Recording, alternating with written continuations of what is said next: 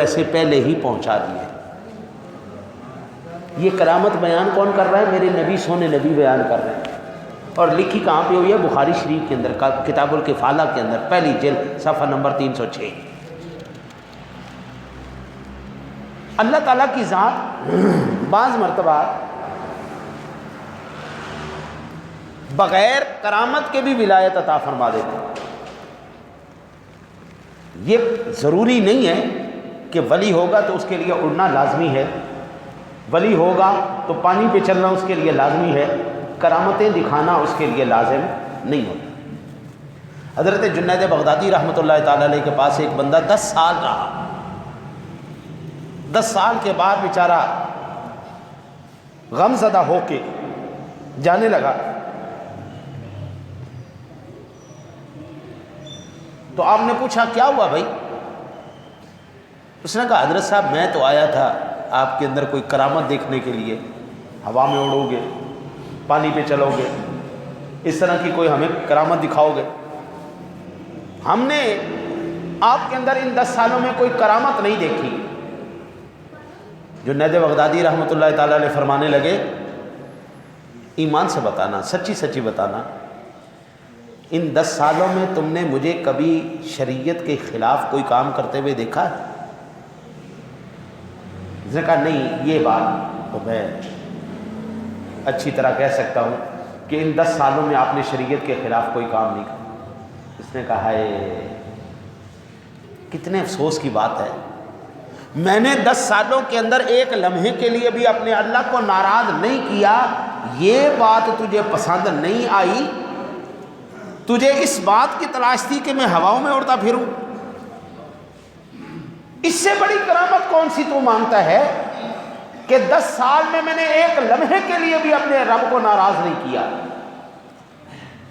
حضرت ملا علی قاری شارح بخاری آپ یہ فرماتے ہیں الاستقامہ فوق الف کرامت، استقامت جو ہے مستقل مزاجی، استقامت سے کام کرنے والے کا یہ عمل، یہ استقامت جو ہے یہ 1000 کرامتوں سے بہتر ہے، 1000 کرامتوں سے۔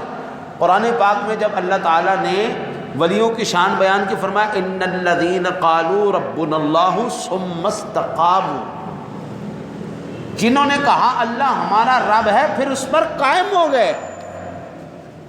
اور بابا اس سے بڑی کرامت آپ کیا چاہتے ہیں کہ وہ نمازی بھی ہے، وہ پرہیزگار بھی ہے، وہ شریعت کی لاج رکھنے والا بھی ہے، وہ اللہ رسول کی حیا کرنے والا بھی ہے، اس سے بڑی کرامت آپ کیا مانگتے ہیں؟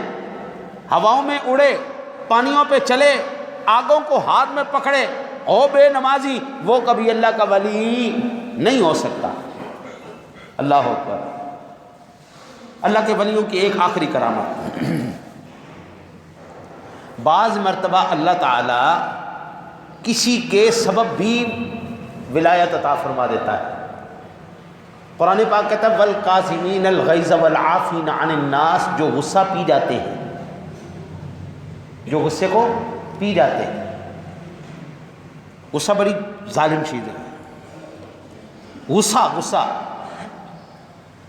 یہ کہاں سے پیدا کیا گیا؟ آگ سے۔ تفصیل کا وقت ہوتا تو میں آپ کو تفصیل سے عرض کرتا۔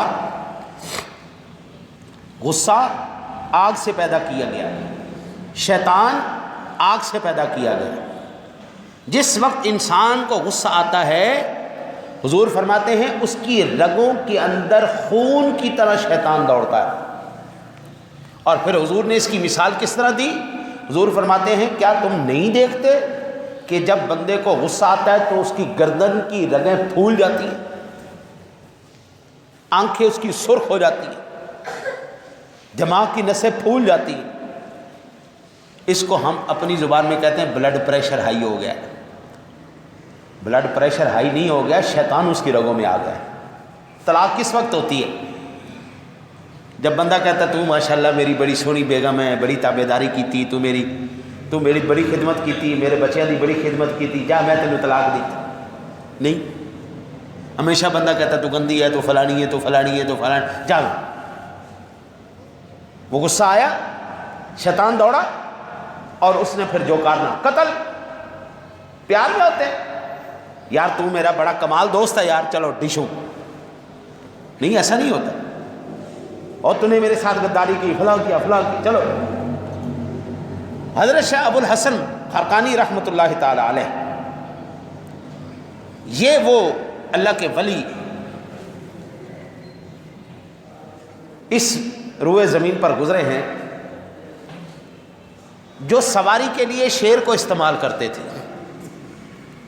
سواری کے لیے جنگل جایا کرتے تھے, وہاں سے لکڑیاں توڑ کے شیر کے اوپر رکھ کے آپ لایا کرتے. جب شیر کوئی شرارت کرتا تو زندہ سانپ کو پکڑ کے اس کو کوڑا بنا کے شیر کی ٹھکائی کرتے تھے. اللہ تعالیٰ نے ان کو یہ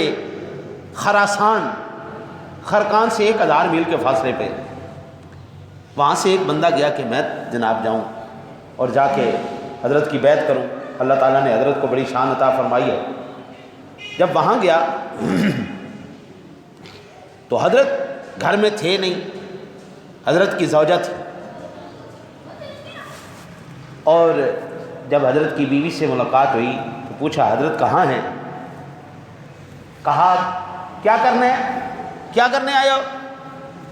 کہا میں نے سنا ہے وہ اللہ کا بڑا نیک بندہ, اللہ کا ولی ہے, میں ان کی بیعت کرنے کے لیے آیا ہوں. کہنے لگی لا حول ولا قوت الا باللہ. وہ مکار, وہ ڈھونگی ابو الحسن سے تو بیعت کرنے کے لیے آیا, وہ کہاں کا پیر ہو گیا, ڈھونگ رچایا ہوا ہے, تمہارے دماغ میں عقل ہے؟ جب اس بندے نے ایسی باتیں سنی نا کہ یار یہ تو اس کی بیوی ہے, یہ کب جھوٹ بولے گی, تو رونے لگ گیا. ہائے میں تو 1000 میل کا سفر کر کے آیا, میرا تو سفر ہی مارا گیا. محلے والے آئے کہنے لگے یار صبر کر, یہ اس کی بیوی ہے, یہ مزاج کی تیز ہے, اس کو کیا پتا ولی کیا ہوتا ہے, یہ کرامت کیا ہوتی ہے. ایک دفعہ تو اس کو مل لے, دیکھ لے, اس کے بعد